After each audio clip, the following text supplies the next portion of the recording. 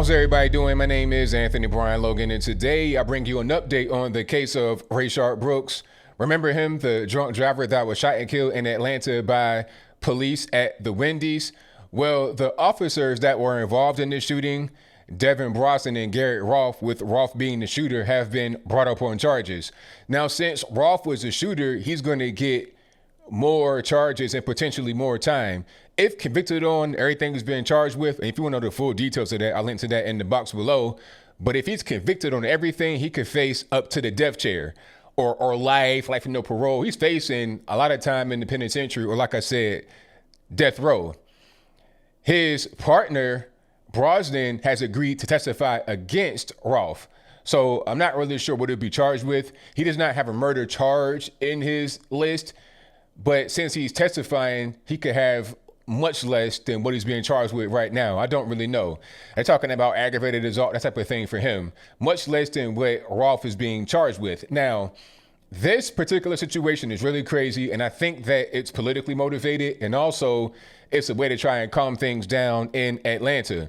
But probably more of the first thing, because the same district attorney that's involved in this case, Fulton County DA Paul Howard, had previously charged 6 officers for using their taser against some college students. And they're talking about assault, deadly weapon. It's like, wait a minute. If a taser in the case of the college students was assault or deadly weapon, then why is it not self-defense when the officer shoots a suspect that shoots a taser at him? There was a whole presentation that Paul Howard did, and if I can find it, I'll link to it in the box. It was ridiculous. I mean, he was saying all kind of things. One thing that he did acknowledge that I've been saying the whole time that hadn't really been said that much is that Rayshard Brooks did in fact fire the taser at the officers. But he was saying since they had already fired twice, then the officer has to have known that it couldn't fire anymore, which is crazy because it's like, okay, if he turns around and points a gun at me, it shoots twice. Do I just not shoot back because after the second shot, it can't fire anymore? I mean, how much sense does that make? He shot the taser. So instantly when he turns around or when he's grabbing towards it or whatever, if he's looking like he might try to use a taser on me, I got to get my gun ready and be ready to pop. So as soon as I see him turn as he's running, I'm going to go ahead and shoot. That is what it looked like happened. Then he was saying since the leads of the taser went above his head, that they were no threat. It's like, really? So I have to, in a split second, because you're playing Monday morning quarterback now, I have to, in a split second, just think, oh, well, look, the leads aren't going right towards me. They're at like a 45-degree angle rather than straight ahead on the plane with no angle. So I can't, I mean, that was just really ridiculous. You're running, you know, you got adrenaline pumping, he's running, things are moving real quick. You can't just look at everything frame by frame when you're in the actual moment. So the guy turned around and then fired a taser at him. Then they were saying, oh, we got shot in his back and you can't fire your gun at anybody as they're running away. He was retreating. He was not a threat. Then they were trying to say he's cordial. He was cordial throughout the whole time they were talking to him because they talked to him for quite a while before they actually tried to put him under arrest, almost like 45 minutes. And he was cordial and even a little bit jovial. I was like, well, number one, he was drunk, so he probably would be a little bit cordial due to being drunk. And also because he has a prior conviction. I think he was on probation for child abuse. So if he was to go to jail or get locked up at all, he would go to the penitentiary. You're on probation or parole for the abuse, and then you already have a prior DUI on your record. So you know if you get locked up for this, you're going to the penitentiary, okay? So he's probably just trying to finesse everything to get out of it. And we see what the true colors were when they tried to arrest him. He wanted to fight, punching the cops in the face, shooting the taser, all kind of stuff. Stole the taser to begin with. So once the jail thing came into his mind and they became real, he wasn't so jovial anymore. So it was kind of crazy for them to say that. And then they're talking about he was running away. Well, he was running away, but then he stopped running away, did a 180 with his body, turned around and fired the taser at the cop. So what do you do in that case? How can you say that he was running away and he was not running away? You know, he turned around. If I'm running, I turn around, stop, pull out my gun and shoot you, and then you shoot back, are you going to say, oh, no, you shouldn't have done that because he was running away? Was is the key word, ain't it? Because he stopped at a particular point in time and then fired the taser at the cop. It's real simple. But I guess Paul Howard is not really seeing it that way. It's really weird. Like I said, this is politically motivated. 1000%. Then they were trying to say the officers did not render Mr. Brooks any kind of aid for like 2 minutes and I think 12 or more seconds. It wasn't quite 20 seconds. It's basically like 2 minutes. Basically, they didn't render him any aid. Okay. And then they were saying that one person, I think it might have been the other officer, not Rolf, but his partner, the guy that did not shoot, if I'm not mistaken, they were trying to say that he stood on Mr. Brooks's shoulders. But what does that really mean? Did you have like your whole body weight, like both of your feet standing on his shoulder? Did you have one foot on the ground, the other foot on the shoulder just to keep his arm secure, to make sure he didn't reach for a weapon or anything like that? I mean, like, or did he just step on him accidentally? Like, what does it really mean? Because throughout the presentation, he was saying stood on, stepped on. I was like, which one is it? There's a big difference. Stepping on somebody is not the equivalent to standing on them. You understand?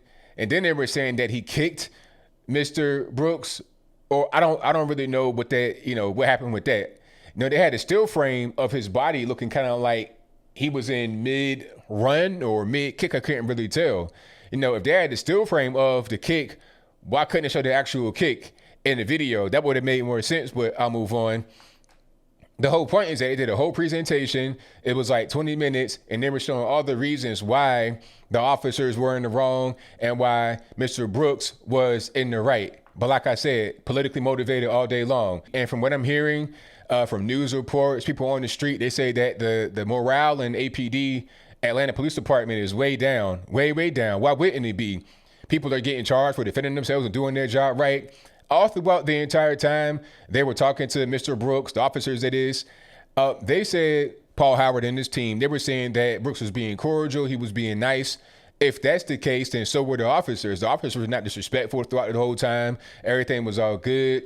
They kept that vibe the same as Brooks. Everything was all good. Oh, and one more thing. They were trying to say that the officers did not tell Mr. Brooks that he was being arrested for drunk driving, but they actually did.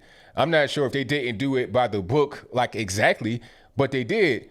The officer that tried to put him in the cuffs said, hey, got too much to drink, put your hands behind your back. So what does that mean? Okay, you've been drinking. Like I just gave you the breathalyzer test. I'm looking at it. You don't look too good. You've had too much to drink, put your hands behind your back. All right, what does that mean? That means you're drunk, you're driving. Okay, time to go to jail now. But he didn't want to go to jail. He resisted. And the reality is that if Mr. Brooks, Rayshard Brooks, were white, then nobody even cared. This wouldn't even be a story. The only reason why it's a story is because you got the DA, Paul Howard, and the mayor, Keisha Lance Bottoms, basically trying to,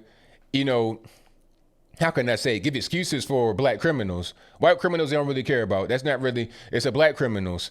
Guys like Mr. Brooks. All he had to do was just go to jail. If you're going to the penitentiary, then so be it. But now you're not even around anymore. He had 3 kids and a stepson. So he had 4 kids altogether. 4 kids, and now they're gone. He had little kids too, like all under the age of 8, except for the 13-year-old stepson. But you got little kids, and now you're gone because you want to fight and you want to drive drunk. It's just not even really worth it. And my heart goes out to the cops because they did everything right. They couldn't have done that any better. They're talking about police reform. Shout out to Trump for signing a police reform bill. That's nice, but the reality is we don't really need police reform at all. The police are excellent nowadays because everything's recorded. They have body cameras, cell phone cameras, and, security footage. All of which, by the way, were used in this particular case. The body-worn cameras from the cop were used. Then you had bystanders with their cell phone cameras and also the camera from Wendy's itself, the security footage. All of that was used in this particular case, okay? You have live interaction with the police. You're able to see what's going on. You can stream it to Facebook. Everybody can see it as it's happening. You got live PD, cops.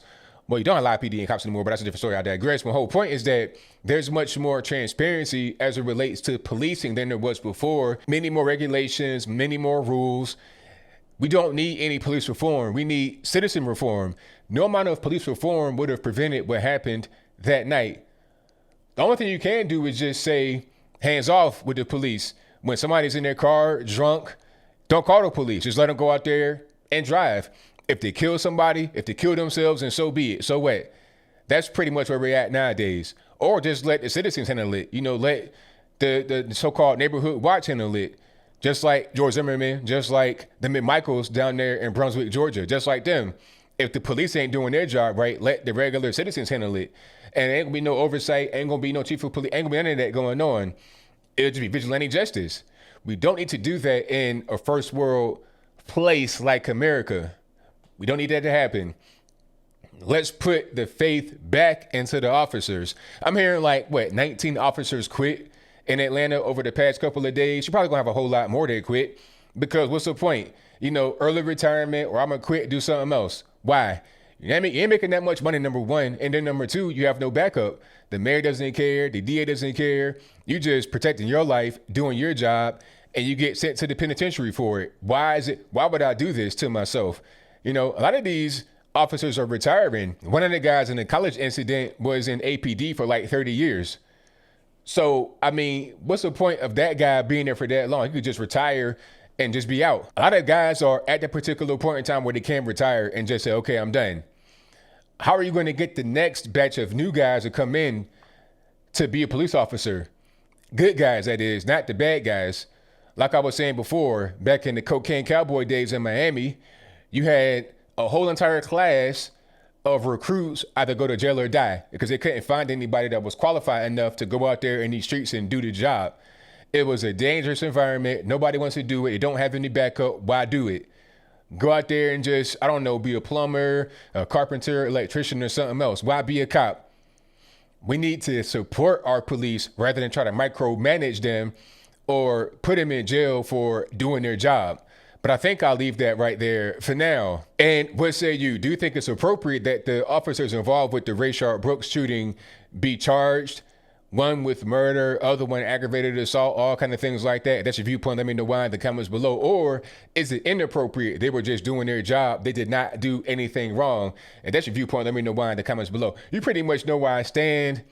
These cops did their job. I watched the tape. I watched them interact with the guy. They were so nice. They were so peaceful and trying to resolve everything. Normally, if Brooks would just comply, not resisted, not punch a cop in the face, not try to taser at the cop, he'd be alive today. He'd probably actually be home. You can go to jail, get you a little Cracker Jack box, ambulance chaser, lawyer, beat the case, and go back home. That's all he had to do. But maybe he was on probation, he was on parole, and he got caught up. Whose fault is that? Nobody but his.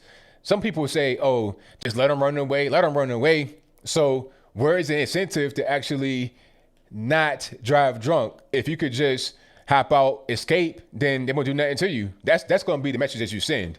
And every, drunk, alcoholic, criminal is going to think the same way. Okay, I got dope in the car. I'm going to just get out and run. If they can't catch me, then I'm good. They can't send no dog after me. They can't shoot me. They can't do nothing. I'm going to just bounce. That is what's going to happen if you allow this to stand.